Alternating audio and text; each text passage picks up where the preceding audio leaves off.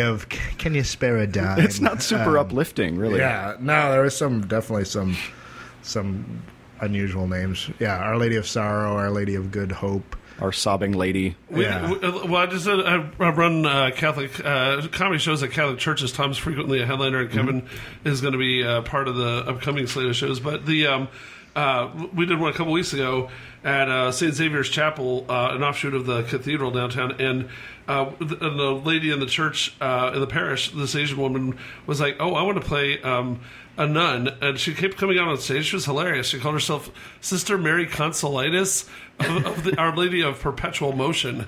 Oh, that's funny. Yeah, she was great. Cute. She was really funny. Yeah, that's cute. Yeah, okay. So then, do you have any? I mean, like, so you weren't a big troublemaker, but either of you have any particular time where there was like a really bad punishment, or what was your biggest guilt trip that isn't too personal to reveal? Maybe stand up or something. Since you're mentioning that. Yeah, I mean, for me it was probably not doing stand up, or doing stand up was probably the biggest guilt trip. I guess just anything that was pleasure. Also, like, just it kept me sort of from dating, from like moving forward with that, of like, no sex before marriage, all that stuff. Like, it was very confusing. Sure. Very like, so I don't know. So yeah, it's sort of, I think it's sort of like maybe emotionally stunted me a little bit. That it wasn't until my 30s that I really figured out, like, oh, I can go out on dates and stuff. I think that's fair. Oh, I just remember special mystery guest. Our guest for the next episode is here, but we'll get to him shortly. Have a seat, sir. Mr. Dylan Brody in the house. So So anyways, I guess. I was going to say about weird guilt trips for me. Man, okay, I lost my train of thought now. Did you have one, Kevin? I just remember a pervasive sense of guilt for like most of my childhood. Like God watching you all the time, like always asking for being like second guessing looking over my shoulder. I just remember that being like the predominant feeling of growing up Catholic. It was like, how am I disappointing God today? You know, like. Aww. And I'm sure there's love involved, but also, like, if I screw up just a little bit, it'll throw me into a lake of fire forever. Oh, well, I mean, I remember, this is a favorite moment. I have two, actually.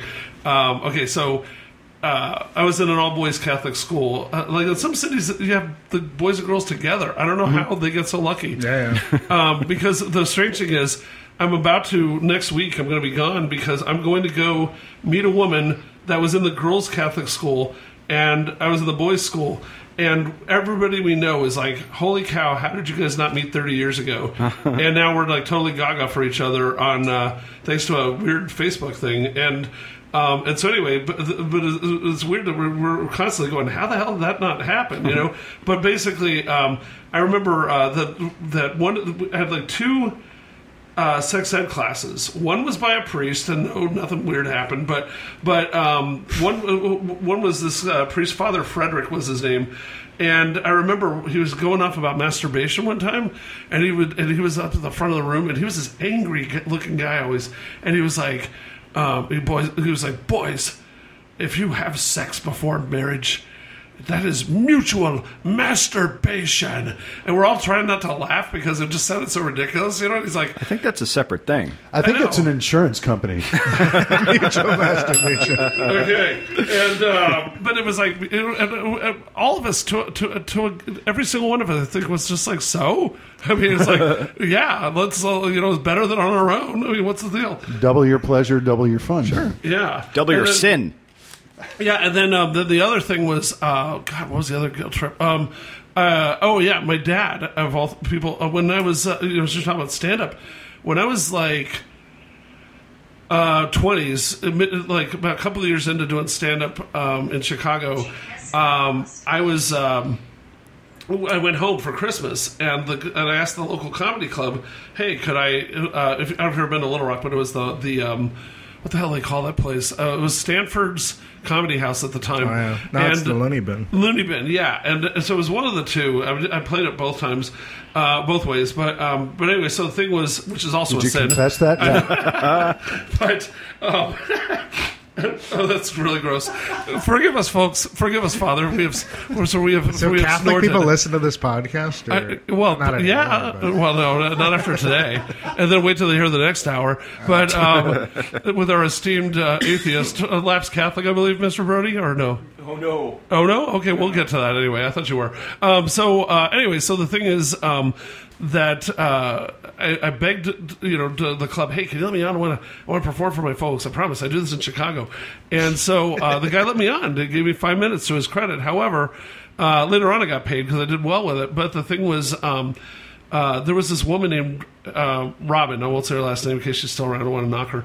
But anyway, really nice lady. Always looked out for me and other young comics on the scene, but not that funny and really gross. And I didn't realize how gross her material was until I'm there sitting next to my parents, and my dad's there with his turbo Catholic boss, and bragging about it. Oh, come see my son; it'll be great. It'll be all clean comedy. And then so Robin comes out there, and then the headliner was even filthier, and the host was a guy who had been on Star Search and admitted that he wound up a crack addict for years. So he was telling horrible stories about crack addiction. Then there was me doing a little clean set. Then there was Robin discussing her landing strip at great length and using that. How long was it? All sorts of, yeah, exactly. And you figure there's a limited amount of real estate on those. I know, right? But yeah, it was just, It ended up going up her back. It just, oh, God. That is awful. So, geez, we're just raising a lot of money for St. Vincent's today. We got a flight coming in on runway 2. Yeah. Yes. Runway 2 is so horrible. She probably did have 2 runways, but anyway. So, no, but anyway, so it was just so embarrassing. I'm sitting next to my parents, and they're just like going, wait. And right before the show, I was like, this is Robin. She's like a really sweet lady. And, oh, I love Carl. He's so adorable. And, oh, he's such a good kid. And so they're thinking, that I'm being looked out for by a nice lady. And her whole thing was just awful, awful, awful, horrible stories about bad sex. And I'm just sitting there like, my dream is dying. And then I leave, and my dad is crying on the way home. I can't believe you did this. I can't believe you're going to lose your soul. And gosh. Yeah, so he takes me. This is hilarious. He would always take me to the same priest whenever it was time to guilt trip me. Throughout my growing up years, there was this one old priest who had been around for Latin Mass days, like pre-Vatican II and stuff. And my dad would take me to him. And it, like when my best friend came out after high school, oh, what? You're with a homosexual? You're going to turn gay? And then the priest was like, no, he's not. And then my dad was like, oh, Steve, come over for dinner. Like the second the priest would say it's okay, my dad was like, all right. So we go. And he's saying, my son, he was clean, but oh my God, the material, these other people, I'm afraid he's going to be ruined. And I said, Dad, you're a doctor. So let's say, and sorry for bringing up a controversial topic here, but let's say he was very anti-abortion. And I said, just because there's abortionists, do you stop being a doctor? Or just because there's, euthanasia or something like that, do you stop being a doctor? And he was like, oh. And then the priest goes, hey, your son, he goes, yeah, have you thought about being a lawyer? That's good. And he actually backed me up, and my dad cheered me on ever since. So, He's been performing abortions ever since. That is... there we go. 5 of those. Okay. But when a comedian performs an abortion, there's a 2-drink minimum. I'm getting tired. Listen, Weary Lord. Don't run the light. Okay. Well, because it's so close to Christmas, I'll be extra generous with the check that we'll probably never send out. We're sending you a bill for this. Right. Yeah. Okay, so then looking forward, you're doing these shows with me now as part of your varied and vast career. Part of my parole. Community service, Community technically. service, yeah. So, I mean, do you find like anything different about doing shows at a church as opposed to in the clubs? They're not that dirty a comic anytime, but I mean, is there anything funny you can say about, like, do you really have to be on your toes with it or not? Do you find? No, not really. I don't really think about it. Most of it is interaction. If I do more of the cleaner shows, I usually interact and sort of let other people dig their own holes, so to speak. Yeah. That sounded bad. I don't know. Well, I feel like you created that. Yes, and I atone for that, Father. Okay, yes. It's an Arkansas expression. Yeah, I don't really adjust my act too much for the Catholic shows. Ones we've done at USC and done at what's the church that we just did outside? St. Elmo's Fire. St. Elmo's Fire. Yeah. Oh, yeah. Father Estevez. Oh, yeah, okay. They do preach the word of a man in motion. Yes. John Parr, come on, We've lost- work with me. It's just lost perpetual Carl here. motion. Yeah. Well, so, anyways, I think we're just about out of time here. What a way we to have end. 5 minutes left to further dig a hole for myself. Well, I could talk about. I'm going to be in Arkansas. I'm going to be Are in you? Little Rock, December 12th through the 16th, performing at the Looney Holy Bin cow. with Robin Martinez. And Oh, I can't believe you that's said not that the about Robin. her. No, that's Folks, it's not her name. God, yeah, this is not that Robin. I suggest you don't open with your landing strip material. Right. Yeah. But yeah, I've never been to Little Well, Rock. I'll make sure that the Arkansas Catholic runs that story. They're holding a story to plug your CD in. Wasn't that a Special Glenn meeting. Campbell song? The What? Arkansas Catholic. Yeah, Wichita Lineman. I was close. Yeah. So, You're thinking of Rhinestone Kozlovsky. I'm a Rhinestone Kozlowski. Okay, 2 rings for the beat. No, so I guess we should go out with prayer. No, I should. Join hands, everyone. but we should go out with. Do you have like a favorite Christmas story, anything like that? Like something funny happened at Christmas? Nope. No, damn. All right. Have a good night, folks. How about you, Kevin? I'm keeping this towel. Any cherished memories from Christmas? All of them, Carl. I mean, I always liked Midnight Mass a lot. Oh, that yeah. was like something I Oh, I could got a really good got Midnight into. It's like a surprise party for Jesus. Yeah, he didn't know it was his birthday again. Yeah, like, Jesus, we did something for you. All right, everybody hide. Everybody get down. Yeah, we always had the bishop say the exact same sermon. It was always about talking about tying in Jesus with, like how he was an unexpected pregnancy, and so therefore, it was always like, about pro-life. It was the same speech every year, and it's like, okay, we heard it already. Come on, but I remember, It didn't work. The same speech. It didn't work out as well for Tim Tebow. I don't know that. Like a couple of years ago during the Super Bowl, there was some Catholic group or pro-life group bought a 60-second advertisement, and Tim Tebow's mom was talking about how he was almost an abortion, but she didn't, and look at him now, and he's he's won got the a great Heisman career Trophy. in college football, and then he went into the pros, and he Listen. completely tanked. If you don't think Jesus could have won the Heisman Trophy, you are a bad Christian.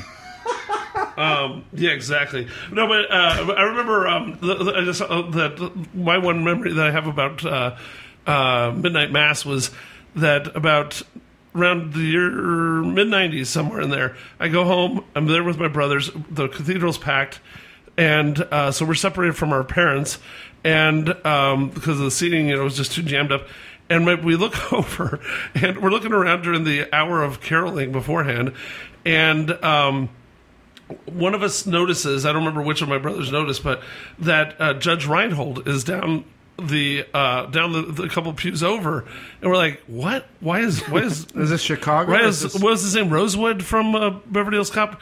But we were like, why is Rosewood here? This was at St. Elmo's Fire? In Little Rock, Arkansas, In Little of all Rock, places, wow. yeah. And so he's there, and we're trying not to laugh, and because it's just like, just such a random celebrity sighting at such a random time, and so we wanted to start quoting like names or Yeah. lines from movies, and so we're doing like Rosewood or a couple of his other movies that he was basically right, Fast Hamilton. Times. Yeah. Right.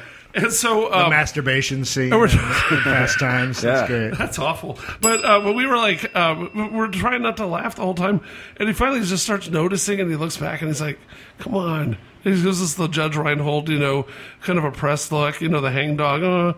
And so we're like, okay, we're really sorry. So then after Mass, I'm looking around trying to find my parents. I don't realize that I wound up directly behind him in the traffic jam of people going up the aisle. And so now I'm trying to be cool and leave him alone, but because I wasn't looking for him, I wound up right behind him, and I'm wedged in like I could practically breathe on his neck Jesus. for like the next 10 minutes. It was amazing. And finally we get amazing. we finally get to the sacristy or the vestibule on the way out, and he just was like, "Really, can I just please enjoy Christmas with my wife?" And he had turned out married a Little Rock girl. That's the most But- Carl story I've ever heard. And I think ultimately the lesson there is judge not. lest ye be judged Yeah. yourself. Lest you be Absolutely. Judge Reinhold. Yes. And on that note, we need to wrap up. Where can people find out about you, Tom, beyond this? Just go to my website, tomclark.com, buy my special. It's right up there on the front page of my website. Outraged. Outraged. You know, I'm trying to get as many pre-sales. I'm doing this all myself.